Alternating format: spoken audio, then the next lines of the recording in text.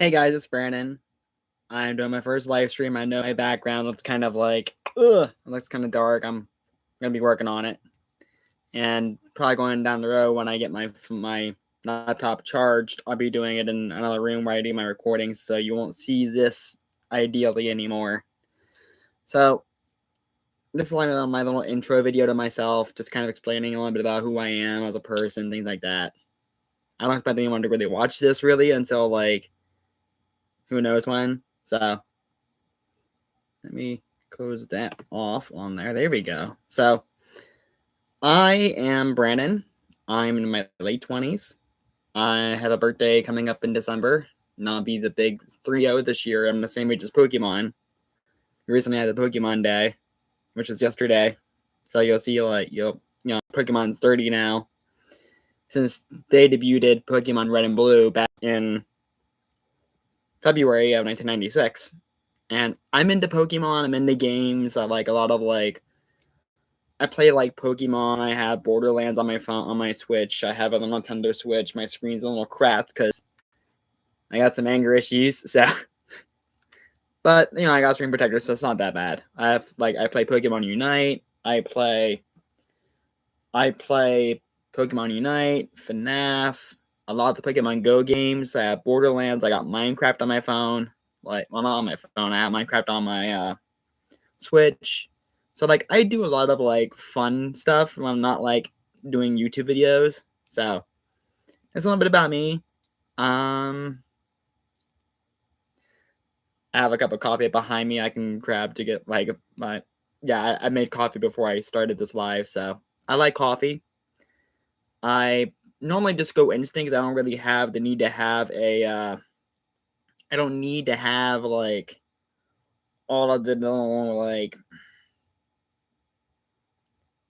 I don't need to have a pot of coffee every day. I just do instant, so that's what I normally do. And you may wonder why the screen is moving. I know it's probably motion blur for you guys, but I have a laptop on a portable desk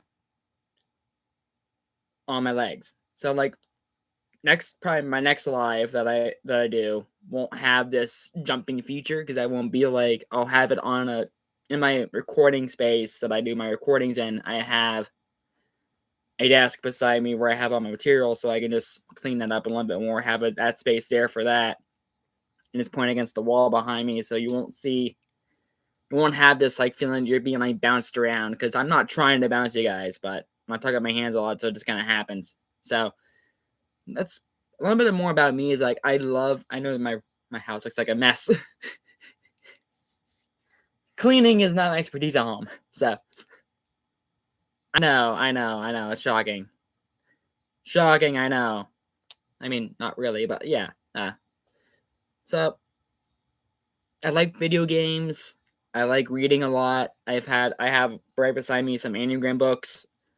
I've been wanting to read through the Left Behind series by I think LaFay or whatever the guy's name is, Timmy LaFay or whatever. He was a really big name. A lot of people when you said it behind, you're like, oh yeah, I know who that is, because that's Christian fan fiction. So that's a little bit about what I like to read. I listen to a lot of all kinds of music. I have horror on my phones.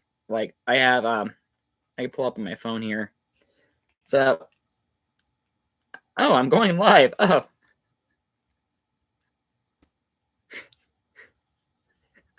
I'm going live. Oh, interesting.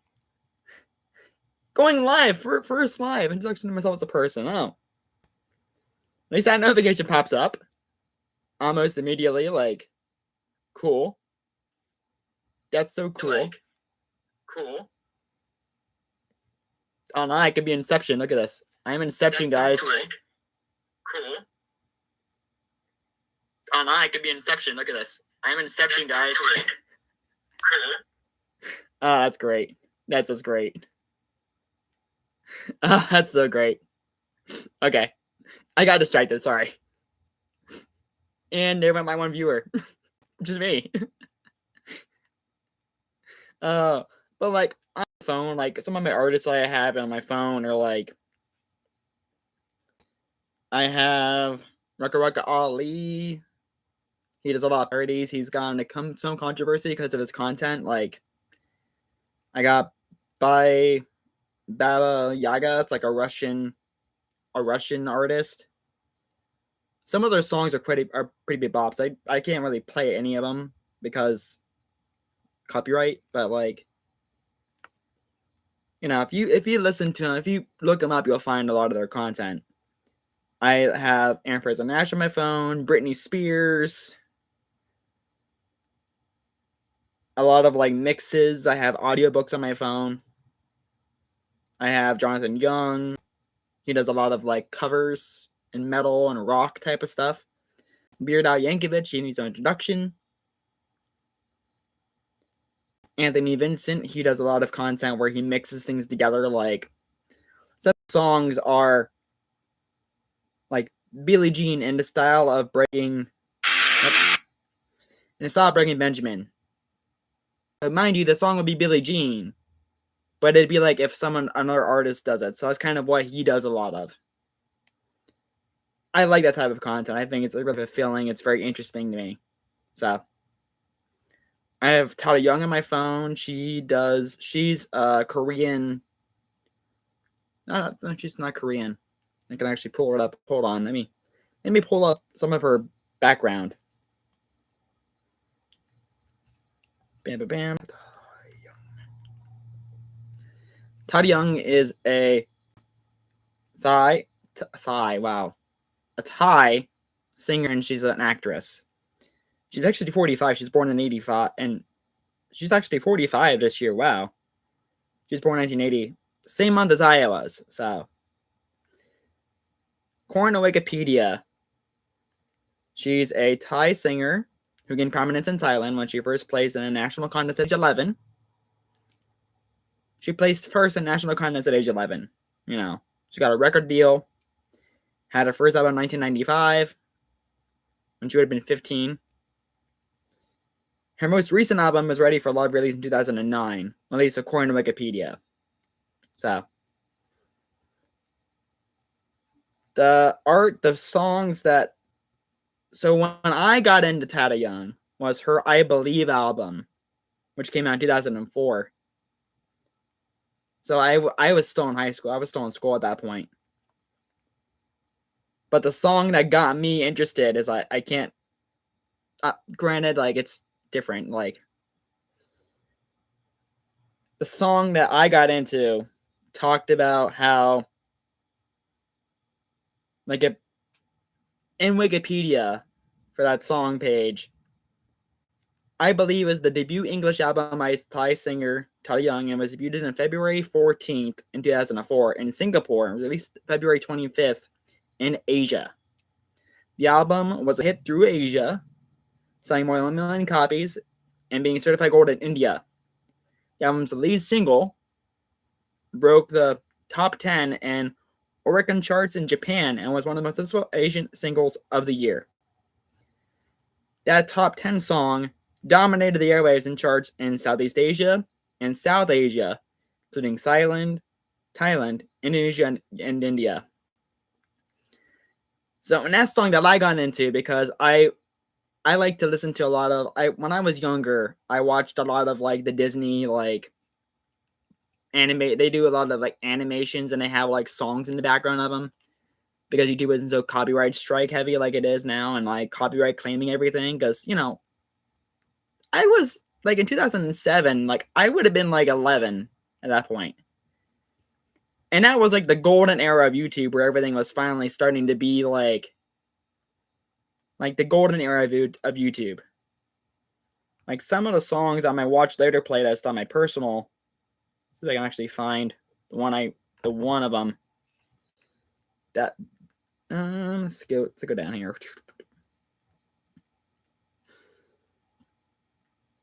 Because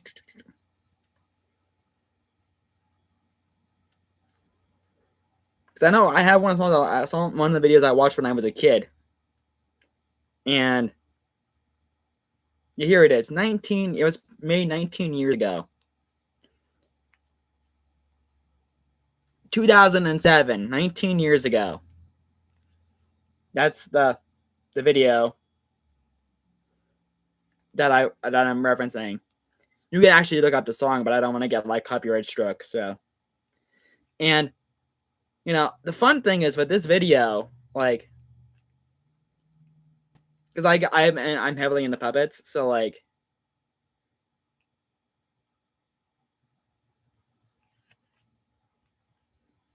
in this video, they made in the comments, they puppeteered every single one of those puppets, like individually, and they green screen them in, which is phenomenal,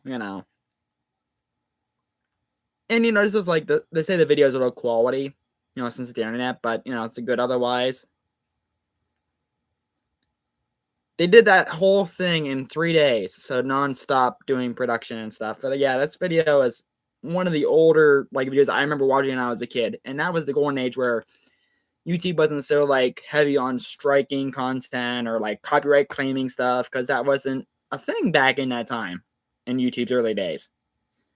And now I'm a lot more like making content now. I'm aware of like, oh, I can't just post whatever. Like there's one song that I have that I shared. It's Alina's version of that song, the Numa song. And in my little video about the sexual instinct, and I think it's Retraining the Sexual Instinct, where I talked about how my special person in me, like when she leaves, my color is kind of like dim, like my world gets kind of dim. And that section in there got copyright claimed. I mean, like, it doesn't affect monetization really, but like it's partially blocked, and like that could affect me being monetized. So I'd have to re-edit that. But it doesn't take away from the bigger video, like overall. It's just it's one of those like I got to just deal with it. So yeah, my taste in my movies that I like to watch are like I like to watch comedies. I like to watch horror movies. I like some of the older movies, like old school horror, like Dracula and Frankenstein, Nosferatu, things like that. And my taste in music, my taste is pretty eclectic. Like it's all over the place. So it's a little bit about me and my background. I got into the Enneagram. I don't know if I ever shared this in my videos. I could be wrong, but in my videos, well, let me go back. So I attend church, and in the one video that in the one year, like way a couple years back, I also sent therapy, and the secretary that was at my therapist's office had a Sunday school class about the Enneagram. And I really like the secretary. I think she's very attractive, and she's very like stimulating to me. Like not just like visually like but like I'm attracted to her personality. And I took her class because I wanted to get close to her and know more about her as a person, because I only seen her like in that role behind the desk as a secretary.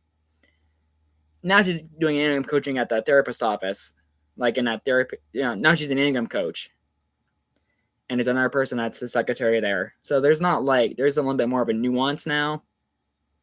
Like she's doing what she wanted to do all this time, but she just couldn't at that point. Backspace. So they had a class learning about the Enneagram, and I know there's a lot of controversy with like Christianity and the Enneagram and all that kind of gambit. I know there's a big people on both sides of the spectrum have that, where they're just like, I don't know if that's a right thing to have in the church. Like, and they say it's demonic. They say it's like, there's a lot of controversy behind the Enneagram in the Christian background, because it's kind of new agey, and some of the background.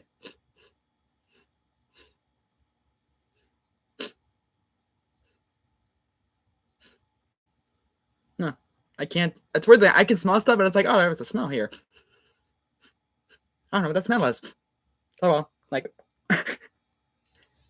I got distracted. Sorry. But in that class, like they gave a book and they gave a test, and I shared in my Enneagram video about the testing, like my testing videos. Like I got a book, The Road Back to You, by Susan Stanbill and Ian Morgan Crone, and in that book, they gave like the statements of like what each like to be each type, and learning about yourself through that. And that's what I did. And my highest scores were, I think, 1, 4, 5, and something else. They're like my big ones. I think maybe 2. And I resonated with the 1 because I felt like the 4 was a little bit more like hearing him talk about the 4 being kind of like a whiner, and yeah, I didn't feel it very flattering to me. Like some of the things about the 4 like kind of rubbed me the wrong way when I first learned about the Enneagram. And now that I'm getting older, I can see like I've seen like how I react to stuff. So like some of the things that I didn't really resonate with when I was younger was like, you know, people say I'm too intense and my feelings overwhelm them, or I'm an artist or highly creative. Like I come with one amazing idea after another. It's a hard thing for me. Like I didn't see myself as creative at that point or artistic, you know. Or I pull people in and, you know, get pushed away, or I push them away. Like I don't feel like I fit in that. So, and there's times where I'm just, you know, I didn't resonate with that, and I resonate with the 1's anger and sense of justice and fairness. And as I look back, I realize that because I was, you know, learning about my subtype and me being the sexual 4, I realized looking at what I know now, like if I go back in time, it's like, oh, okay, I was a 4 all this time. It just took me a little while to realize that, and that's gonna happen when you learn about the Enneagram. It may take a little while finding your typing, and that's perfectly normal. It's not gonna be an instant thing where it's gonna happen, and you're gonna be like, oh, I'm this number. Like some people get that, and they're just like light bulb moment goes off, and they're like, oh, I'm this type. Okay, and then they realize that, and they, you know, go into that. But then there's some that want to like test it out, like maybe I'm this type, and then they like think about it more, and they think about it, and they reflect, and they live in that, like, and then they realize I just don't fit that, and then they go to another typing, and they go to another typing, and they go to another typing until they find one that syncs with them, and they stick with it. So if you do like wrestle with knowing your typing, and you're like, I don't know what I feel, like, that's okay. It's not going to be instantaneous. So, and yeah, that got me into the Enneagram. And for a while, like I knew about it, and I was a 4, but I never like actively like engaged in it a whole lot. And I got more into like I've realized after a while I am creative, and it's hard getting from in here to like into my hands to like to do stuff, because like I've seen other people like painters or like people that do like graphic designs and stuff like that, and I think it's kind of cool, and I almost envy that, because I have those moments where I have this like brainwalled idea, but then I can never like implement them because I just don't know how to register it. Like I can't get it to go from in my head to like into the hands to like make it where I'm content with it. And I realize now it's because I'm idealistic. And even if I do like have the perfect background or whatever, like in my mind, the perfect background for live streaming is like in the other room. But I know I'm just doing it here because I can, and why not? You know, there's coffee behind me, so. But I also realize that even if I go in the other room, I may not like that setup anyway. You know, even if I think it's ideal, you know, I'm idealizing it, and then it's like, oh, well, there's this missing, and then I get upset about that. Like I don't have a chair in that room, so I'll have to bring a chair when I'm live streaming. So yay, you know, or I can just probably find like a camping chair and use that, or a stool or something, you know.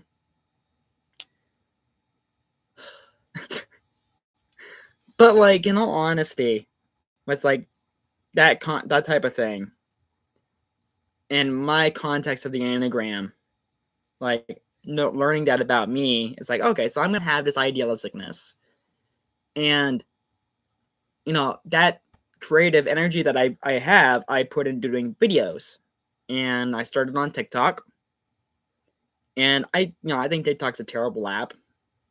I'm not a big fan of TikTok. I feel like my brain cells kind of just like attention span kind of shifts downward, and it's harder finding, because I like long form content. I grew up on YouTube. I watched SuperSkarmory when I was a kid playing Pokemon Emerald, or Marriland playing Pokemon walkthroughs like of Diamond or Pearl or Platinum, or and admittedly, like, even like those people that I think are like superstars, I don't even know if SuperSkarmory's even uploading anymore, but like I watched a lot of like Pokemon walkthroughs or like game walkthroughs when I was a kid, because that entertained me. And they were, that held my attention for a long period of time, because I was a kid, watching my favorite things. So, but I joined TikTok, to start doing videos, and I realized with TikTok, like, a lot of the content on there is like very short form, very much like quick seconds, like YouTube Shorts now. It's all like, I think YouTube Shorts became what TikTok was by itself, but then they're like, oh, let's add videos to it, because now TikTok's doing like longer videos now. But I don't know. I'm not professional with that. But anyway, I did a little TikTok account, and I was, messing around with it. I thought it was stupid, and I kind of like ran the account like it was stupid, like posting kind of all kinds of crazy stuff. And at one point it was insane, because like I got like a whole crap load of followers. Like I think I had at one point almost I had almost 1 million followers. Like, I could be wrong. I probably am misremembering it. But like I had a couple thousand followers, and it was like insane to me to think about that. And the account finally got banned. I was like, yes, finally, like, it got banned. I'm free. And it was very time consuming for me, because like I worked at my other job, and I worked full time in a warehouse for 9 years, and I worked in retail. So like doing like working where I was working about 40 to 60 hours per week. On a high end, it could be up to like 70 some. But working like 70 plus hours and having a video content to do streaming on, or like not streaming, having a video platform to do a lot of the other content on, like, and post reels and like trending stuff, and being creative at that, like it got to me, and it drained me. And I didn't really care about the channel, but like I was very like I was like seeing what kind of, I was basically throwing spaghetti at the wall and seeing what stuck. And sometimes I do that with YouTube stuff too. And whatever. I moved from TikTok to doing Vimeo content. Vimeo is the platform where it's basically like YouTube, but there's not as much like stuff actively on there. Like I have my personal, I've vlogged on Vimeo, and I talked about like everything under the sun on Vimeo. And then I finally started, like, when I've been doing that for years, but then I realized when I was doing the Vimeo content and like actively like editing my content more versus kind of posting into the void, like I talked about the Enneagram a lot, and I referenced the Enneagram quite a bit, and I was like, what if I just make a content channel about the Enneagram?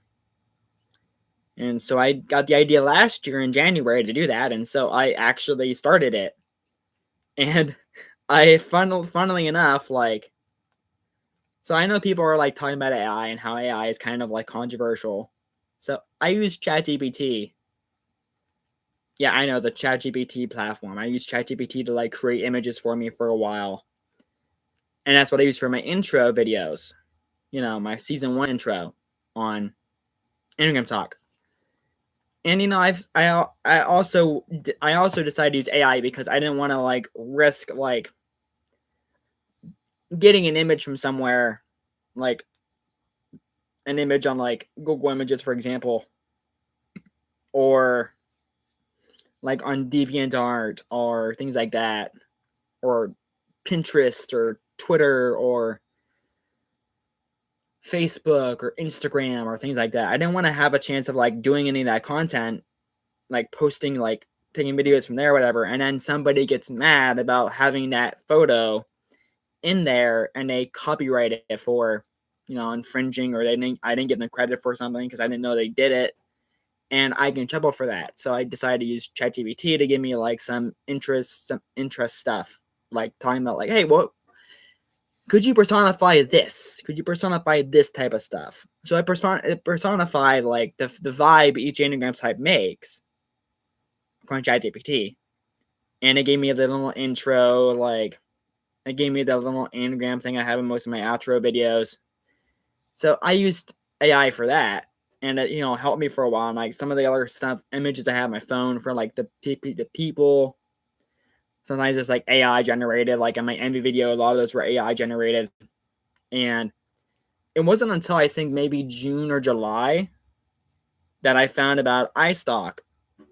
And iStock, they're a business platform where I pay iStock, I think $30 a month to get a subscription account where if I find an image, I can download the image, and that will let me use that image then with no risk of anything happening. It's intended to be stock footage, essentially, stock videos, stock pictures, without having to copyright like Getty images having the Getty images like on the bottom of the image and stuff like that. I know Rekawaka Ali does a lot of those videos where he does all the stills, and some of his content you see like the Getty images watermark on it, and things like that. So I started switching a little bit over to like stock images where it's appropriate, because then it's like, oh, I've improved the channel a little bit more.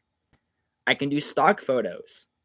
I don't need to use AI for everything. And I know people are talking about AI and how it's like ruining like content creation because of X, Y, and Z, and YouTube's like copyright claiming a lot of stuff, and they're taking down channels over that type of content because they're just mass producing, like, just people are calling it AI slop. And let me get my drink first before I go too far. I made it before the live stream and I still haven't actually drank anything yet.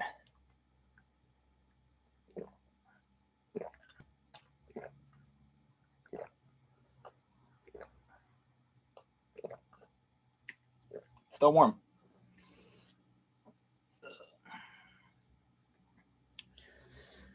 But like, so I ended up like improving the channel with doing stock images, and I still do some AI like images. And I always try to preface that there is AI in them, but that's why I have in some of my channels made with AI, because I don't want to put myself in a situation where YouTube like would look at me in my channel and they would get mad when I'm posting, and they would like come at me because I didn't properly advertise me with X images or Y images. Because I know I guess in some of the YouTube growth channels I've been watching recently, like there's a point where YouTube is tracking down on that type of content. And a lot of the AI images that don't have like the watermarks and things like that, they're being taken off YouTube because they're just generating like essentially brain rot. I think it's what they are calling like that, like content is like nothing to the brain, doesn't like give anything like important to the brain. It's just brain rot essentially. So, but yeah, and I started YouTube just basically because I wanted to have that like creative energy, and I figured I can do like a video a week, whatever. I'll maybe get subscribers, I can get monetized and I can have ads, and I could be like a pro because I watched like Tom LaHue and things like that on YouTube. I watched like Tom LaHue's introduction to the Enneagram besides my exposure to it throughout that Sunday school lesson, like that Sunday school class. I watched Dr. Tom LaHue, and I watched him like fanatically. Like I've watched almost all of his videos. I have him on my Spotify. I've listened to almost all of his videos on Spotify even. Like I remember work at times I got put on like I got a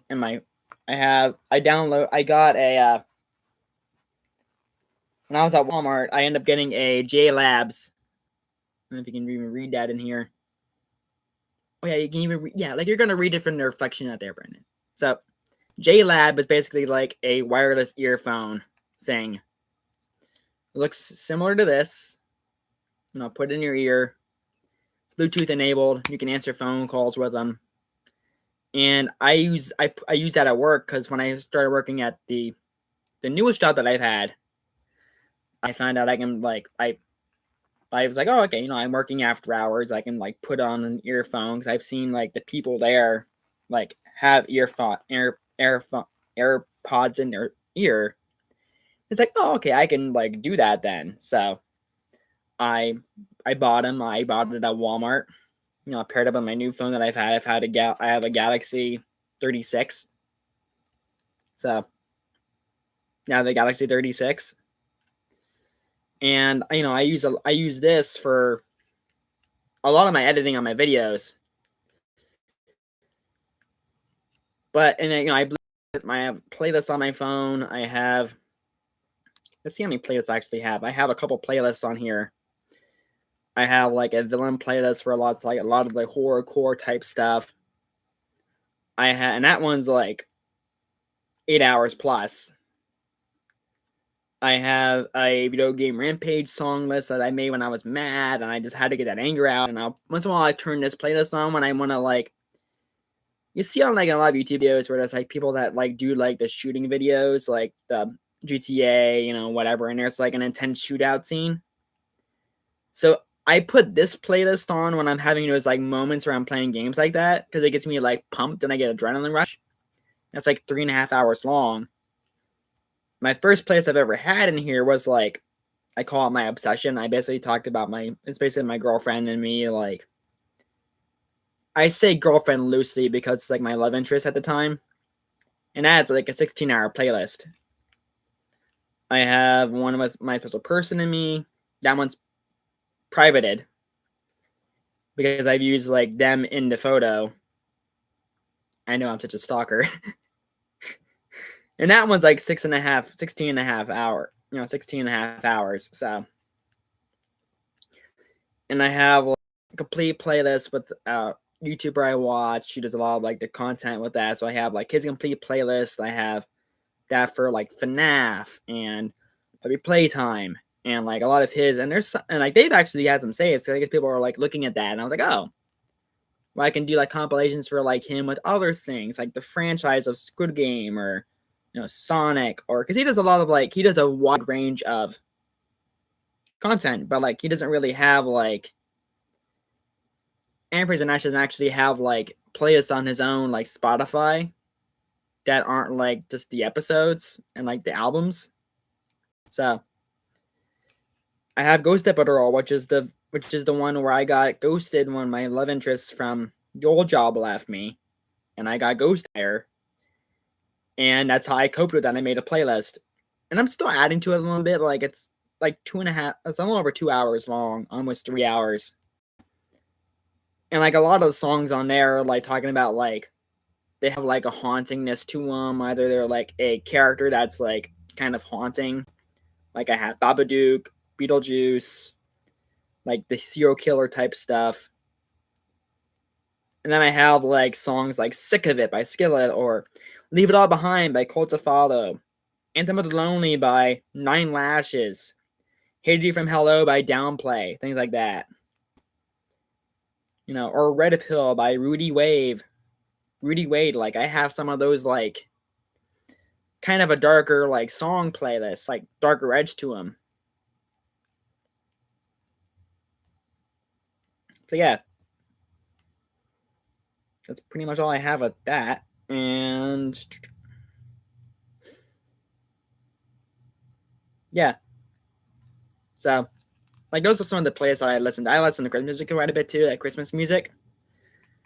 I love Christmas time. It's my favorite time of the year. Mainly because I have, like, I'm in love with the Christmas Evil movie. It's my favorite movie of all time. The premise of the movie is a kid ends up, he believes in Santa Claus. His dad comes down, does the whole Santa gimmick, and then he goes up the chimney. Well, when they're sleeping, the kids are sleeping, the mom and the dad, who's still dressed in the Santa Claus getup, are in the living room having some fun of their own. And when the protagonist comes down to, I guess he's like looking to see if Santa was, Santa ate the cookies or whatever, because he's seen the whole thing, but he wanted to private guy's presence. He sees his mom and Santa doing stuff, and that traumatizes him. Understandably so. But in like a couple years later, like they flash forward to like the present day, which was made back in the 80s. So like in the 80s, not necessarily like present day like now, because he was a kid in 47. So like now he'd be like pushing 80, maybe. Something like that. He'd be well up in years. So, and some of the things in this some of the things are done different now versus like in the movie. Like he works at a toy shop factory, and he becomes promoted to like the manager there, the supervisor for the day shift. So like they have an assembly line system, and there's like a second shift that comes in, and he lives and breathes like Santa, because like the very first scene when he wakes up in present day is him in like a Santa house kind of deal. Like he has all this memorabilia that the director spent a whole decade for like actually preparing and getting. And he gets all this Santa stuff. He ends up wearing like Santa Claus like pajamas, and he's like obsessed with Santa Claus, probably from his trauma, like trying to cope with a trauma event from his childhood. And down the road, he has a momentarily like he snaps, and he kills 4 people in the movie. All of them were adults. The one bad kid that he didn't like, he gave like a sack of dirt. Yeah, a sack of dirt. He actually got dirt. There's a scene where he like goes out and he has a pickup truck in the movie, and you see like the background of like I think it's New York City or whatever, like a scenic view of like New York, essentially. And you see him digging and filling up bags. And then he gives one of the kids the bag of dirt. So, but yeah, he broke into people's houses. He gave presents. He fulfilled the campaign dream of the factory, because they were just promoting this idea of giving children to this children's hospital for their words are mentally retarded children. Children with special needs that are nowadays considered special needs kids. Like they had this charity campaign, which, the protagonist, Harry, was all about. But then when he found out it was just a marketing ploy, he got really mad about that. And he's going to go kill that guy. He didn't get an opportunity to, because he got heckled, and he just like took out the people that were heckling him, and then he took a mad dash. He did it in front of a whole group behind them all. And in the end, they form an angry mob. They chase him down. Instead of running into them with his van, because he gets the van at this point in the movie, that's called the present delivery again, he veers off. He goes off and he breaks through a guide rail. And you hear like an explosion. You see like his older brother look up and see the explosion. But in the ending of the movie, it takes off where it ends up the outro to, 'Twas the Night Before Christmas. And you see the van like fly off into the sun, fly off into the moon. And that's where it ends. It's a very phenomenal movie. It's made back in the 80s, back before it's back before Silent Night, Deadly Night, or Christmas even, I think, which caused a lot of scandal because the idea of a killer Santa was like traumatizing for people. But somehow that movie got under the radar. So I don't know, but like that's like my favorite Christmas movie of all time. And a lot of my videos, like I reference Harry in my videos quite a bit, and like in my tri-type video, like because I inspection is the type defense, as the defense mechanism of the 4, and basically what that means is I take in concepts, I take in things from other people or like media or whatever, and I use that to kind of like defend myself with, because it gives me like information. Like I've seen this done before, and I kind of like have a background to go with.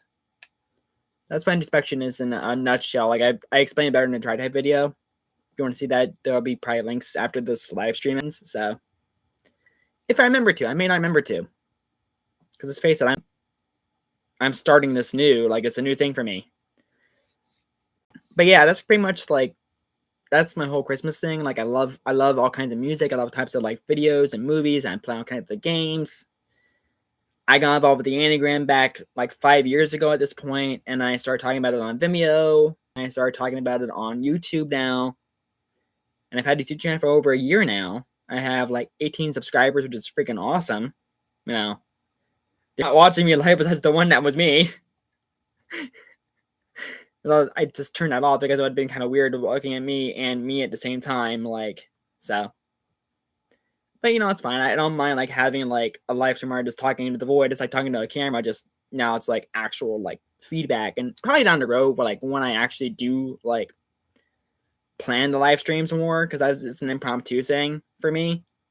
I'll probably like do like like a little post. I'll probably say something on Facebook and be like, "Hey, I'm gonna be doing this." So if you guys, you know, and then down the road, eventually when I get 50 subscribers, I can do it on my phone, because I can't do it on my phone yet because I have to have like 100. I have to have 50 subs to do live streaming on my phone. Versus having a laptop. Now I got a laptop. I can do it on my laptop. And I know like going from like a 4K phone to this, I know the graphics aren't going to be the best. And I'm okay with that. I think for me, this is more about just talking. Like, I expect you guys, if you listen to this, like, to have this in, like, a background. To not have, like, to be focused on me. Because, honestly, like, when I watch stuff, like, I'll journal. And I'll have my phone on. And I'll have it in the background, like, as, like, audio. I do that, like, I did it with my personal channel. I did it with my YouTube. On here, I listened to Tom LaHue's recent video. In our tab, I did stuff, like, on YouTube Studio. So, like, that's how I watch videos. For me, and I expect people to watch it the same way with my content. Even though I add like graphics and title cards and end screens, and end screens and end screens, and like I put in time in my investing in any editing because I think it's phenomenal. I think people might watch that. But also, I expect it to be more like a background where you just hear a voice and it's comforting to have like it's like someone else in the room for you. Because I know I live alone. You know, I'm happily single. I have nobody in my life to go home to. And I live alone. It's just me. Like, so once in a while, like, I'll have, like, something in the background because I have a sense of, like, there's someone else in the house, even if it's just a screen. Like, talking about YouTube growth or, like, even me on the Enneagram talk. Like, I'll have some of my videos in the background. So it's just me talking about things that I already know because I lived them. So, yeah, it's pretty much a little bit about my intro. I worked really only a couple jobs in all my life. I've worked in retail, and I've worked in a like private, I worked public sector for a little while, like a little bit. I worked in warehousing for a myriad number of years.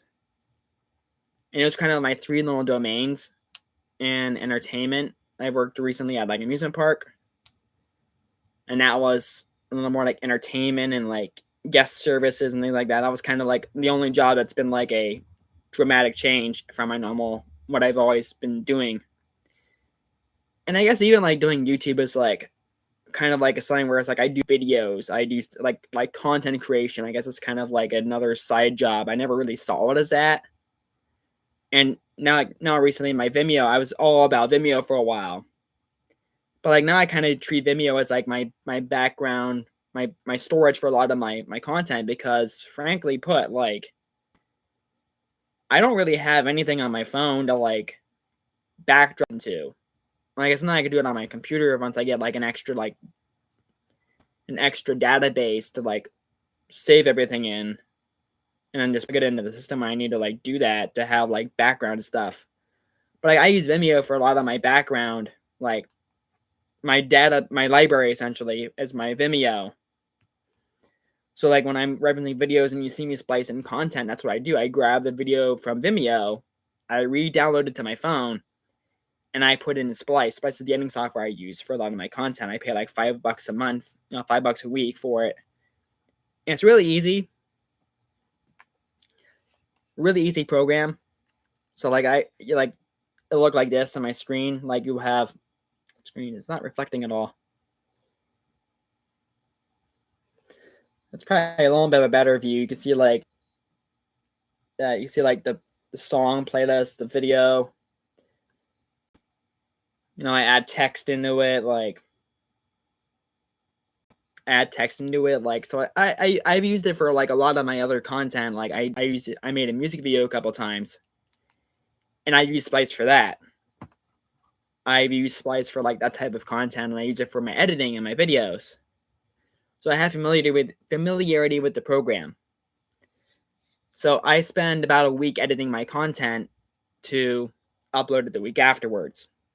So I'm starting, like, I guess we're going now, like I'm starting my shadow work journal series where I'm taking journal prompts from the shadow work journal to kind of like go through like my wounding message that I've to go through my identity wound that I've experienced with, and I go from the warehouse job back in September that I never dealt with. And when I worked in public sector, I saw the unhealthy side of me that was a lot more like timid and reserved and scared, and I wasn't the best version of me. And when that job ended because I wasn't a good fit for them, because I guess I didn't improve enough to them, in their words. And when I was driving home, I have like a 30-minute drive. I was thinking about like my unhealthy state. I woke up at 6 a.m. trying to fall asleep again the day after everything happened. And it made me think about like, because I rewatched some of my job loss videos, and I thought about my unhealthy state. And I was like, oh, I'm acting this way. And then I realized when I was acting this way that, I couldn't do that at the newest job that I've had, because of, if I have a snap out and, it's a higher stakes game, it's going to affect some people. And that's not okay. So I figured with that, like, that wasn't the best thing in the world. And I internalized everything at that point, like when I wasn't healthy. And so I was timid, I was scared, I was fearful of making mistakes. Like, I felt like I walked on eggshells quite a bit. And if you saw my recent video that I uploaded before this live stream, like, you'll see that me talking about that. So this week is my shadow work journal, my shadow work series. And with that, I plan on doing it through I plan on taking like some of the integrating some of the regretted thought.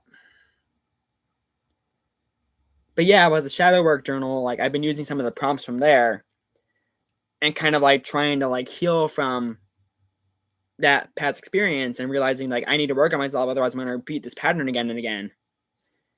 And I wanted to share some of that with you guys on like YouTube or my Facebook, which it doesn't know I have this live stream, so don't let them know. I mean, I'm sure like I probably could eventually like download OBS or something and like have like dual streaming or whatever. I really wanted to. That'd be down the road. So, but just having this moment where like I'm like able to do this type of thing. So like being able to live stream and learn is like a big phenomenal thing for me. It's like kind of cool. I never thought I'd be able to live stream like before I got like 50 subs. So, and it's a little nicer having it on a computer versus like on my phone, because like if you guys are commenting, I've noticed from like doing live streams on like other platforms that on the phones it's harder to like do that, because it's a lot more like you're looking at a screen, and instead of having like in YouTube on the studio app, like I have a section in the corner of the screen over here. Well, it's over here on my screen, like mirrored. Like on my screen it's over here, but when I look at it, if I'm watching it from your guys' perspective, it's on this side for me. I have like the top chats and like, you know, top fans, or I have all the live stream content, versus on my phone, I would have it like in the actual like bottom of the screen. Like if I was watching a live stream on my phone, like I did earlier for like a little bit. So yeah, I don't really know how long I'm going to talk. I'm just going to be talking about some stuff, but kind of like catching up to date to where I'm at now, essentially. That's kind of my plan for this video. So yeah, I've been just talking into the void about learning about myself. So woo, you know. And yeah, I like doing long form content. I think it's very phenomenal. I enjoy the content. I hope, you know, if you guys do watch this, you comment on it. You know, you like this, like the live stream. I've enjoyed since I got this laptop, I've had this laptop for a couple days, and you know, I got it with the laptop in mind to like improve the Enneagram content on like my YouTube channel, like having to be able to add being able to add subtitles, or being able to add other languages, being able to add end cards, you know, stuff in the videos, like being able to add them, like title cards, things like that, being able to add little end screen stuff, like to improve like the longevity of the channel. Like, hey, if you want a sub ban, there's a sub prompt. You can, you know, subscribe to the channel. You can, you know, watch this playlist or whatever. Like, I think it'd be kind of cool to have that feature, because like I know some other YouTubers like have that, and while it takes me out of the video to like see that content, and often that's kind of why I do, like, I add the video in and edit it in. That way you don't have to like go click off, watch the video, then come back to where you were at. You can just see it, and if you want to look at it, you can go back to that video and watch the better context. With that being said, like, it's kind of nice having to be able to do that with a laptop versus on my phone, because I would often go to like the computer at the library, and because I can't use headphones in the library because my auxiliary jack one that I had did not go into the system, or I had to go into the monitor, and I felt kind of awkward about it because, you know, I'm on a public computer. They're going to be looking at what I'm doing, and that wasn't like, I wasn't doing anything inappropriate by far, but like, it's one of those, I don't know if it's like, I don't know if they would like really look into it and be like super analyzing everything, because like, oh my god, why is he sharing like all this, like, why is he watching YouTube on here? And like, if they look at why I'm doing this, like, they might kind of wonder. I just don't want to get involved in all that. But this laptop is pretty cheap. I paid like $150 for it. With some tax, it came up to like 180. So I also got some other stuff with it too. So like, it wasn't like that bad of a deal. And you know, I got it mainly so I can do like some of the editing at home, versus having to go to like the public library and do stuff on there, because frankly put, I don't have to deal with all of that stress. I don't want to deal with all that drama. Like, if it's miserable outside, which, I mean, it's like 50 degrees outside right now, it's freaking awesome. Like, my phone's like almost 70. Hold on, what's my phone say it says? My phone says it is 58 degrees outside, almost 60. It says it's going to be snow likely overnight. So, yeah. 57 degrees and it's sunny, but it's going to be like snow like one thing. Gotta love PA. You know, that's the state that I'm in. So, but yeah, like, if I wanted to like do some editing, like, or even like early in the morning, like before I go to work or whatever, which, I mean, right now with the newest job I'm taking, I'm doing like an overnight shift, like helping a story model that's in my area. So like, having like, if I wanted to do some stuff after like between 6 and 9 o'clock at night, you know, in the evenings or whatever, when I think a lot of places, like the library I go to closes at 7, you know, at 7 o'clock at night. And if I wanted to do stuff, I had to do it on my phone after that. But there's some stuff I can't do on my phone that I can only do on a computer or a laptop. So having a laptop would help me then be able. It's weird. I put a hand down. It doesn't jump as much anymore. Fancy that, like. But I think a lot of the content stuff with that whole gambit is Like, I want to be able to edit stuff. I want to add stuff into here and here and here. And having that, having this improvement may help the channel down the road. Like, maybe I'll see, like, next month for my analytics, like, oh, I've had a lot more, like, I've had more watch time on videos. I've had more clicks on videos. Like, I've started to do some of the shorts that link to videos that aren't really performing because I think just the algorithm doesn't really push them. Or if it did push them, like, it didn't push them really to anybody that was going to watch them, like, seriously. Besides me on my other, like, my personal account. But, like, I know shorts have a lot of traction. Like, one video alone that I had in shorts is, like, 12,000, not 12,000, 100, like, 120. Yeah, 1,200 and something. It's, like, my highest performing one. Like, 1.2, 1.3K, like, big reach.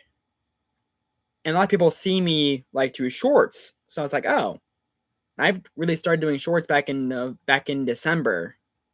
So that's when I started to get, like, take shorts a little bit more seriously. And like, down the road in YouTube, like, I've been like, my YouTube goals that I've had is to make shorts, like, per week, like, or like 2 shorts a month, for example. And I realized, like, I've had a bit of a face. And even, like, one of the girls I like that I don't talk to a lot, but I've had a big crush on her. She had a GoFundMe for one of her coworkers, and I've shared it repeatedly. I won't share it in here.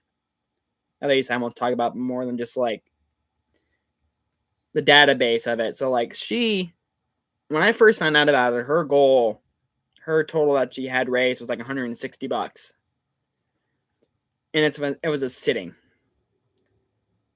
I've started talking about it since then, and, like, I've talked about it on my Facebook, my Instagram, my YouTube. I've only shared it once or twice on my personal, and already they're at almost 3,000 out of 11K. I don't know when they're gonna hit that 11K, because frankly, I feel like that goal's like, that goal's probably feasible, but I know money's getting tight. Things like that are happening. Like, it's a little tougher, and probably a lot of people aren't gonna be anxiously, like, looking at it all the time, like I am. Because I was like, oh, people are watching this. Oh, does that mean this leads to this? And I think it has. That may be me self-conceding myself, because it's like, oh, I've had people look at this. That resonates. Oh, and there's, like, proof that backs up that they're getting stuff done. Maybe down the road, if they actually achieve this, like, they can get that whole, like, oh, and I can be like, hey, I helped with that. Like, look at me, and, maybe get, like, some attention from her. Yes, I am low-key simping for her by doing other stuff with this, so I know. Travesty, right? But, like, in all honesty, though, like, a lot of people find me through shorts, and, I started doing shorts a lot more, and ideally, like, with me being able to do shorts linking to other videos that aren't performing well, it's helped me see that maybe this might, down the road, when that happens, like, an uptick in video views, or that. So maybe if I use, like, end cards, things like that, because I've clicked on some of them from YouTubers I watch, and I'd be like, I guess I can watch this. So, like, having, like, end cards on my screens, like, now that I've done them, like, recently, for, like, down the road, I may see, like, in my next 28-day cycle, like, my videos have gone up more view-wise because people are looking at, like, the end cards, or they're clicking on stuff because they've watched one, they'll watch more of them, It's kind of what I'm thinking about. But I couldn't do the end cards or things like that on my phone. I've had to do it on a computer. So hence I got a computer. And I found I can do live streams on a computer versus on my phone. So even though, like, my computer has a built-in webcam. And granted, the quality of video isn't the best, but, I paid 150 some bucks for it. And, in all honesty, like, I don't need to have a high quality webcam. If people are supposed to see a webcam, they're getting a webcam. That's all it is. And I think that's pretty much all I really need to add to like where I'm at now. I know it says on YouTube Studio I talked like an hour and some seconds now at this point. So if you stayed all the way, that's awesome. Now, when you watch this down the road, because I mean, let's face it, I don't have anyone watching me right now. But like, if you watch the live stream afterwards and you're like, oh, okay, now I learned about Brandon. Like, basically, like I listen to a lot of videos. I like songs. I like all kinds of genres of songs. I like all kinds of video games. I like all kinds of like movies. I got into YouTube because I went from TikTok to Vimeo to YouTube. And, I'm looking at slowly improving the channel and like, expanding my horizons, like doing live streams, adding like end cards, stuff like that, like kind of implementing more of a bigger reach of viewing on here. So that maybe down the road, like I can get more subscribers. I only have 18 subscribers on YouTube. And that's kind of my main focus of like when I'm putting all my effort in. And then maybe like I'll do some on like Facebook or Instagram. But like my Facebook doesn't have much traction. I haven't been putting a lot of Facebook into Facebook because it's like not my big. I'm not as fixated on as I am on YouTube. And maybe that will change now that I have a computer. I can like actually do stuff more versus like having just my phone app. So I might be more active on Facebook now, like tweaking stuff and like adding stuff and like brainstorming stuff. Like I may not. We'll see. But down the road I could get like 50 subs and live stream on my phone, or I could get like I think I have to get like 500 subs to be eligible to have like my own merchandise stuff. Affiliated with YouTube. Let's see here. Yeah, earning. So, to be eligible to have like super chats or memberships or things like that, so like, or even shopping, like, I have to have 500 subs. And I have to have 3,000 hours of watch time on my channel for a year. And then, if I want to get ads on my videos, I have to have a whopping 1,000 subs and 4,000 hours of watch time on my channel for a year. As well as being able to like upload like 3 video uploads within the past 3 months. So like a video a month essentially is the bare minimum. But like having like that eligibility option be available to me, it's one of those nice little gimmicks of like, oh, I can enjoy this. And I see it on my YouTube studio, like I can add end screens, I can add things like that, but like it doesn't let me do them in the studio. I have to do it on studio on a desktop, essentially. And I've expanded my horizons. I want to always improve stuff. I'm not sure if I'll do like weekly live streams because that might be a little bit excessive. And I don't know how I'm gonna do, like I don't know if I'll do live streams repeatedly or if I'm just gonna like, because I might just like I'm just gonna be talking essentially for the live streams unless I have like something that's kind of like on my heart. So if you guys do think it's something you want me to talk about, like link it, comment it down below. So, but I'm probably just gonna like talk about whatever happening to me right now, and I'll probably do live streams on like Saturdays or like maybe on Sundays. At least right now, because of like working the overnights, or not really have no. Really, I have no set schedule I can do live streams at. Like I can do them whenever I want to right now. But come summertime, I'll have to actually have a designated time for that probably. Because that's going to affect when I work like the 2 jobs again. Versus the 1 job that I'm at right now. Like having 2 jobs and like having to balance between like doing them and like doing live streams and like the platform and like things like that. So, and maybe if I get to the point where I'm really, really busy with stuff, I might just do live streams for like a week. I might do the 1 video live stream a week. I might. I'm not sure if I will or not. But that's kind of like where I'm looking at right now, like going into the future. So with that being said, guys, that's pretty much all I really need to have in here. So hope you guys enjoyed this. That I learning about me, learning about more about myself. Hope you guys had a good weekend. Hope you guys are having a good week if you're watching this during the week. I hope you guys are just enjoying life. you know, and the important thing is being true to yourself, like Tom LaHue always says. No, Tom's not, yeah. Like being true to yourself, being authentic to who you are as a person. Like that's kind of my whole gimmick, is being authentic to myself and living the way I want to live. And like being present in the moment, being present to life, like Tommy Q says in his Enneagram content, like being present in the here and now. Because we can be so fixated on the future or on our past that we forget about what's happening in the current moment. It's hard for us to live in the moment and take each day step by step. So, but yeah, that's pretty much it, guys. I hope you guys take care. And that's it, guys. Take care. Goodbye.